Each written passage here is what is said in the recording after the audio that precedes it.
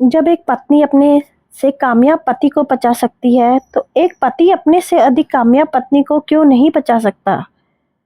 पिछले एक हफ्ते में बहुत थक गई थी। संजना ने कॉफी का ऑर्डर देते हुए रोली से कहा, इतना काम? कभी-कभी दिल करता है कि नौकरी छोड़कर घर बैठ जाऊं।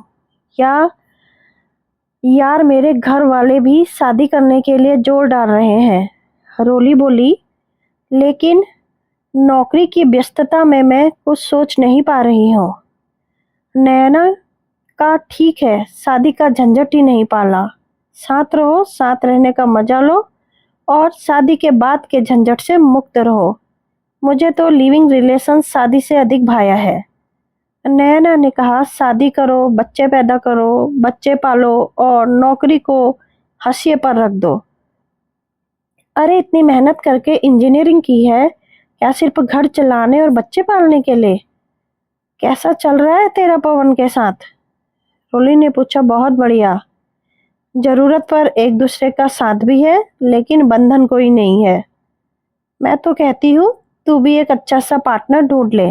नैना बोली, कौन कहता है कि शादी बंधन है? संजना कॉफी के कप में चम्मच चलाती हुई बोली, बस कामयाब औरत को समय के अनुसार सही साथी की तलाश करने की जरूरत है। हाँ, जैसे तूने तलाश किए है। नैना खिलखिलाते हुए बोली, आईआईटी इंजीनियर और आईआईएम लखनऊ से एमबीए होकर एक लेक्चरर से शादी कर ली। इतनी कामयाब बीबी को वह कितने दिन पचा पाएगा? जवाब में संजना मुस्कुराने लगी, क्यों नहीं पचा पाएगा?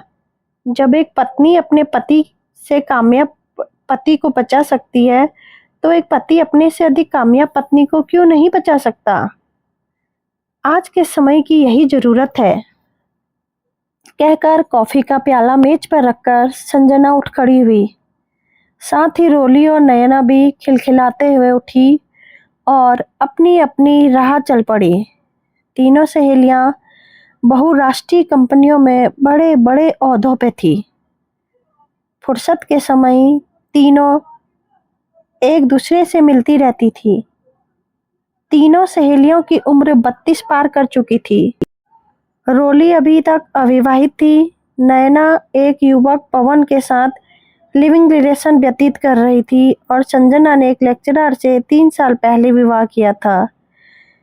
उसका साल भर का एक बेटा भी था। वैसे तो तीनों सहेलियां अपनी अपनी वर्तमान स्थितियों से संतुष्ट थी, लेकिन सब कुछ है पर कुछ कमी सी है कि तर्ज पर हर एक को कुछ न कुछ खटकता रहता था।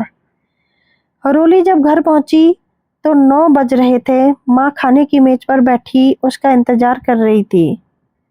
उसे आया देखकर माँ बोली, बेटी आज बहुत देर कर दी, आजा जल्दी से खाना खा ले। 9 बजना बड़े शहरों में कोई बहुत अधिक समय नहीं था, पर किसी ने भी उसका खाने के लिए इंतजार करना ठीक नहीं समझा। भाई अगर देर से आए तो उनके लिए सारा परिवार ठहरता है। आखिर वह अपनी सारी तनख्वाह इसी घर में तो खर्च करती है। माँ की तरह बिना देखे रोली अंदर चली गई। बाथरूम से फ्रेश होकर निकली तो माँ प्लेट में खाना डाल रही थी। उसने किसी तरह थोड़ा खाना खाया। इस दौरान माँ की बातों का वह हाँ ना में जवाब देती रही और फिर अपने कमरे में बत्ती बुझाकर लेट गई। दिन भर के काम से शरीर क्लांत था, लेकिन हृदय के अंदर समुद्री तूफान था। लंबे चौड़े पलंग ने जैसे उसका अस्तित्व शून्य बना दिया था। रिश्ते तो कई आते थे पर तय हो ही नहीं पाते, क्योंकि या तो उसे अपनी वर्तमान नौकरी छोड़नी पड़ती थी या फिर लड़के का रुतबा उसके बराबर का नहीं होता, और दोनों ही स्थितियां रोली को स्वीकार नहीं थी। इसी कारण शादी टलती जा रही थी। वह हमेशा अनिर्णय की स्थिति में रहती थी। उसके संस्कार उसे नैना जैसा जीवन जीने की प्रेरणा नहीं देते थे और उसका रुतबा व स्वाभिमान उसे अपने से कम योग्य लड़के से शादी करने से रोकते थे। नैना अपने फ्लैट पर पहुंची तो फ्लैट में अंधेरा था। पर्से से चाबी निकालकर दरवाजा खोला और अंदर आई।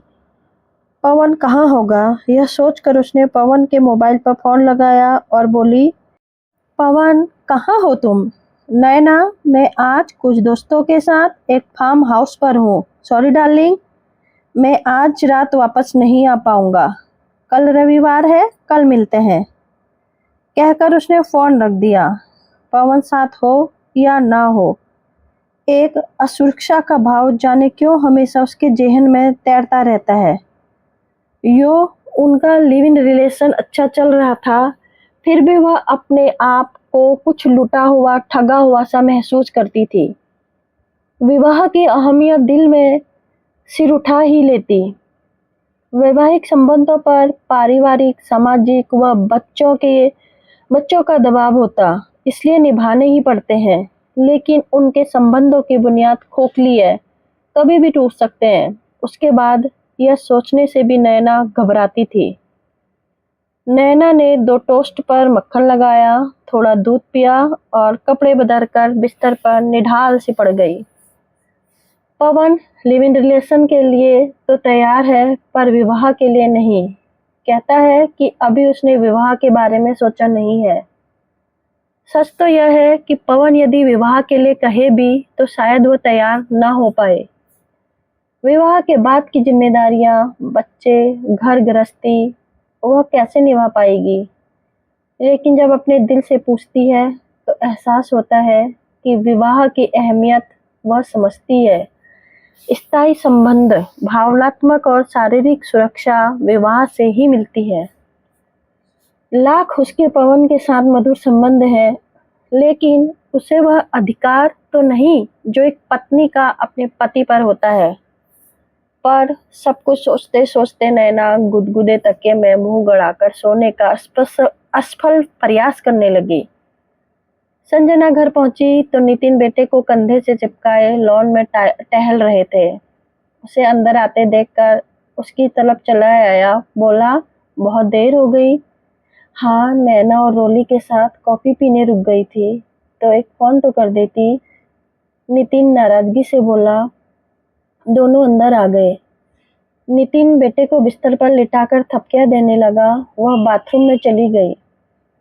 नहा धोकर निकली तो मेज पर खाना लगा हुआ था। चलो खाना खा लो, संजना बोली तो नितिन मेज पर आकर बैठ गया। डोंगे का ढक्कन हटाती हुई संजना बोली, कुछ भी कहो, खाना महाराजिन बहुत अच्छा बनाती है। नितिन चुपचाप खाना खाता रहा। संजना उसकी नाराजगी समझ रही थी। आज शनिवार की शाम नितिन का आउटिंग का प्रोग्राम रहा होगा, जो उसकी वजह से खराब हो गया। एक बार मन किया कि मनुहार कर, लेकिन वह इतनी थकी हुई थी कि नितिन से उलझने का उसका मन नहीं हुआ। खाना खत्म करके उसने बचा हुआ खाना फ्रिज में रखा और बिस्तर पर आकर लेट गई। नितिन सो गया था। आंखों को कोहनी से ढके संजना का मन कर रहा था कि वह नितिन को मना ले, लेकिन पता नहीं कौन सी दीवार थी जो उसे उसके साथ सहज होने से रोकती थी। वैसे नितिन उसका स्वयं का चुनाव था। जब उसके लिए रिश्ते आ रहे थे तो उस समय उसकी बुआ ने अपने रिश्ते के एक लेक्चरर लड़के का रिश्ता उसके लिए सुझाया था। घर में सभी खिलखिलाकर हंस पड़े थे। कहाँ संजना बहुराष्ट्रीय कंपनी में प्रबंधक और कहाँ लेक्चरर। तब उसकी छोटी बहन मजाक में बोली थी, वैसे दीदी एक लेक्चरर से आपका आइडियल मैच रहेगा। आखिर पति पत्नी में से किसी एक को तो घर संभालने की फुर्सत होनी ही चाहिए, वरना घर कैसे चलेगा। आप पति बनकर राज करना, वह पत्नी बनकर घर संभालेगा। और बहन की मजाक में कही हुई बात संजना के जेहन में आकर अटक गई थी। पहले तो उसके जैसी योग्य लड़की के लिए रिश्ते मिलने ही मुश्किल हो रहे थे, और एक तो इस लड़के की नौकरी स्थानीय थी, और दूसरे आने वाले समय में बच्चे होंगे तो उनकी देखभाल करने का उसके साथ पर्याप्त समय होगा, तो वह अपनी नौकरी पर पूरा ध्यान दे सकती है। यह सोचकर उसका निर्णय पुख्ता हो गया। उसके इस क्रांतिकारी निर्णय में पिता ने उसका साथ दिया था।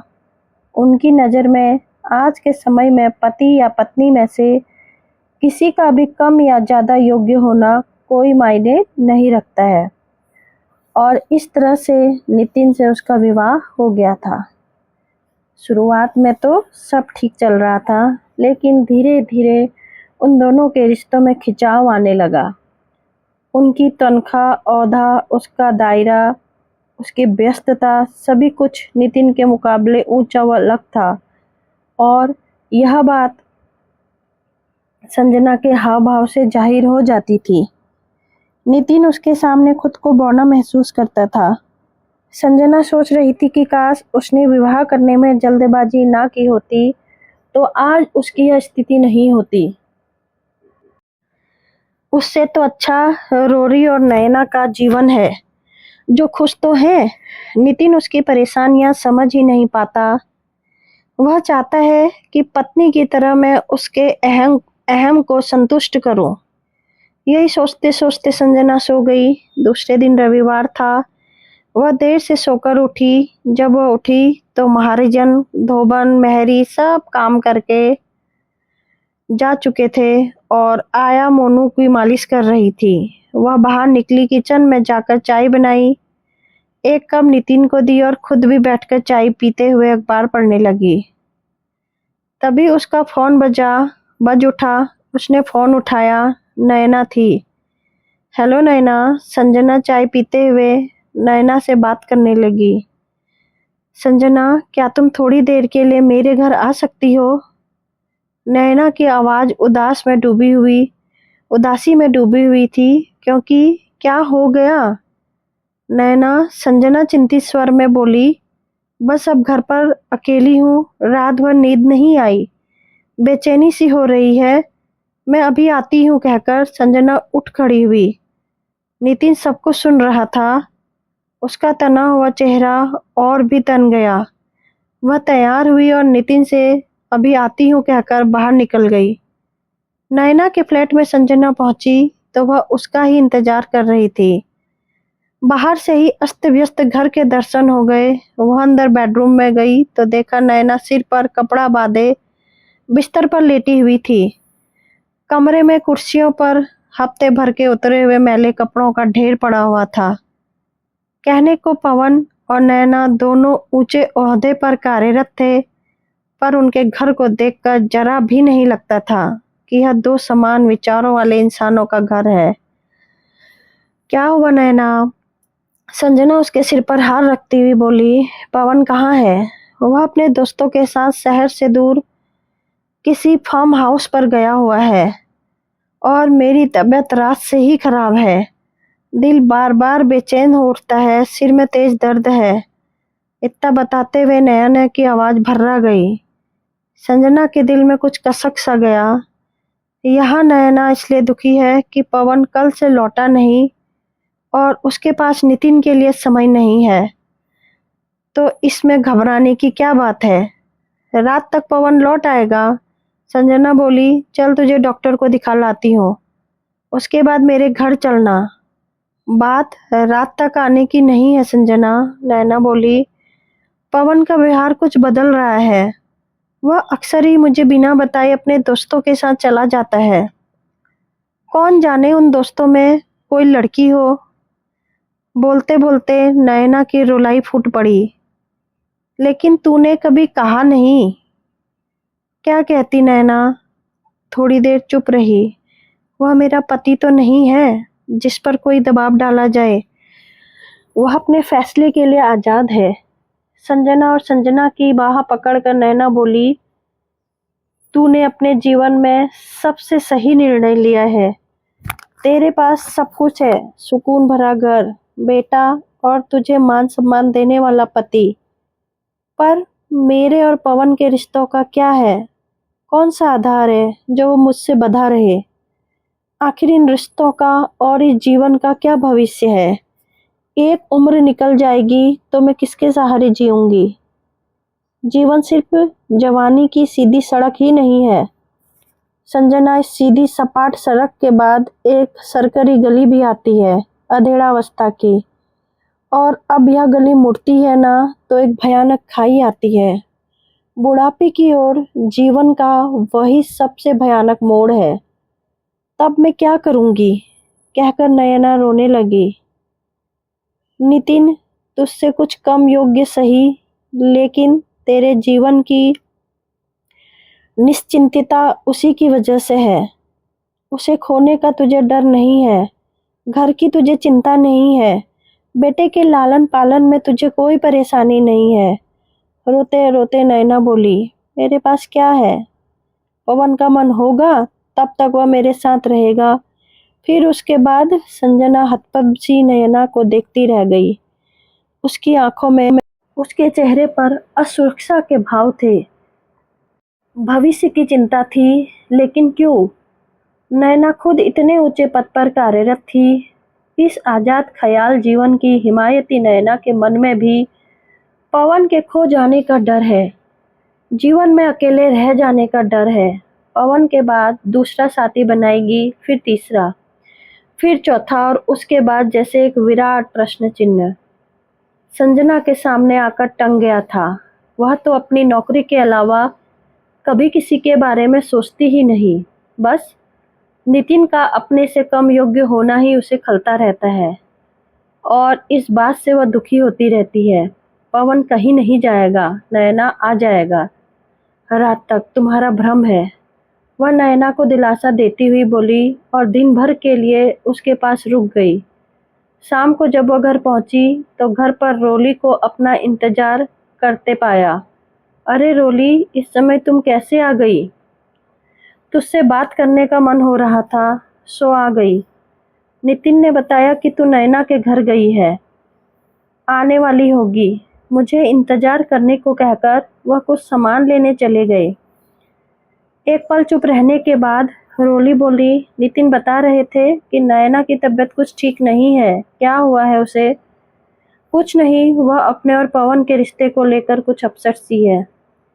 संजना सोफे पर बैठती हुई बोली, नैना को पवन पर भरोसा नहीं रहा। उसे लग रहा है कि उसकी जिंदगी में कोई और भी है, तभी वह उससे दूर जा रहा है। लेकिन नैना उससे पूछती क्यों नहीं?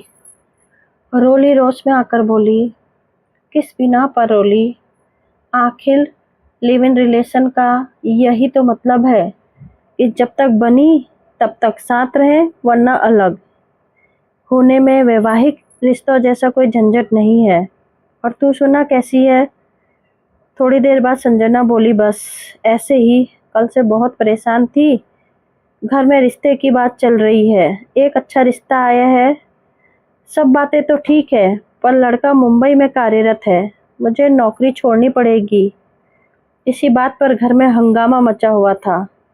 पापा चाहते हैं कि मुझे चाहे नौकरी छोड़नी पड़े, पर मैं उस रिश्ते के लिए हाँ कर दूं।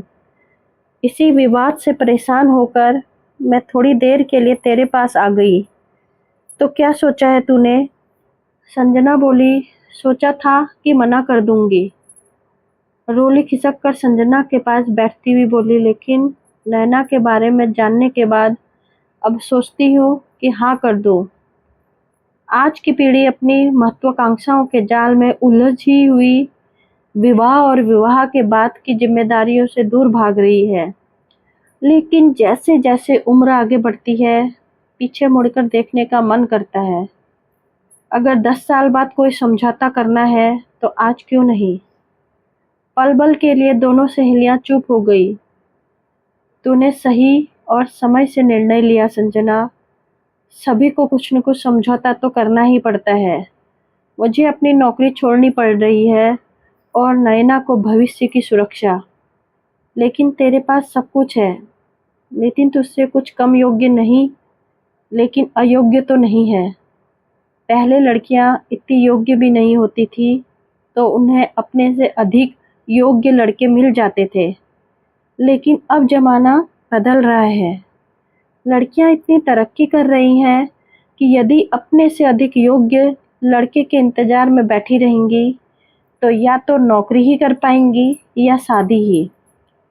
ऐसे लड़के का चुनाव करना जिसके साथ घरेलू जीवन चल सके, बच्चों की परवरिश हो सके, बड़े बुजुर्गों की देखभाल हो सके।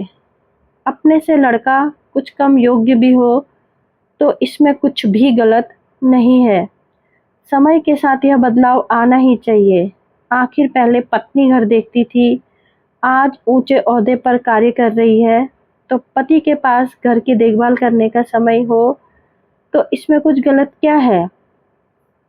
यह कहकर रोली उठ खड़ी हुई।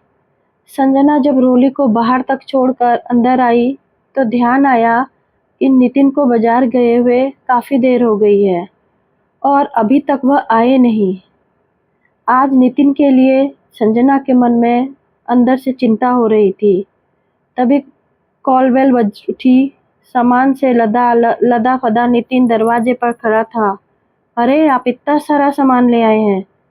संजना सामान के कुछ पैकेट उसके हाथ से पकड़ते हुए बोली, बहुत देर हो गई है, मैं इंतजार कर रही थी। संजना के स्वर की कोमलता से नितिन चौंक गया। बिना कुछ बोले वह अपने हाथ का सामान किचन में रखकर बेडरूम में चला गया। संजना भी उसके पीछे पीछे गई। नितिन पीछे से उसके गले में बाहें डालते हुए संजना बोली, चलो आज का डिनर बाहर करेंगे, फिर कोई फिल्म देखेंगे। आया को रोक लेते हैं, वह मुन्ने को देख लेगी। उसके इस प्रस्ताव और हरकत से नितिन हैरत से पलटकर उसकी ओर देखने लगा। ऐसे क्या देख रहे हो? संजना इटलाती हुई बोली, हर समय गुस्से में रहते हो। यह नहीं कि कभी कभी बीवी को कहीं घुमा लाओ, फिल्म दिखा लाओ। आम घरेलू औरतों की तरह संजना बोली तो उसकी इस हरकत पर नितिन खिलखिलाकर हंस पड़ा। संजना उसके गले में बाहें डालकर उससे लिपट गई। मुझे माफ कर दो नितिन। संजना, इसमें माफी की क्या बात है? मेरे लिए तुम्हारी योग्यता, तुम्हारी काम में व्यस्तता, तुम्हारा रुतबा सभी कुछ गर्व का विषय है। लेकिन जब तुम मुझे ही अपनी जिंदगी से दरकिनार कर देती हो तो दुख होता है। अब ऐसा नहीं होगा। मेरे लिए आपसे अधिक महत्वपूर्ण जीवन में दूसरा कुछ भी नहीं है। आप में और मुझ में कोई फर्क नहीं।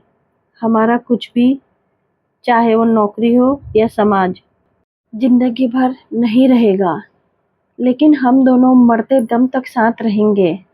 मान अभिमान की सारी दीवारें तोड़कर संजना नितिन से लिपट गई। नितिन ने भी एक पति के आत्मविश्वास से संजना को अपनी बाहों में समेट लिया। दोस्तों, कहानी आपको कैसी लगी जरूर बताइएगा।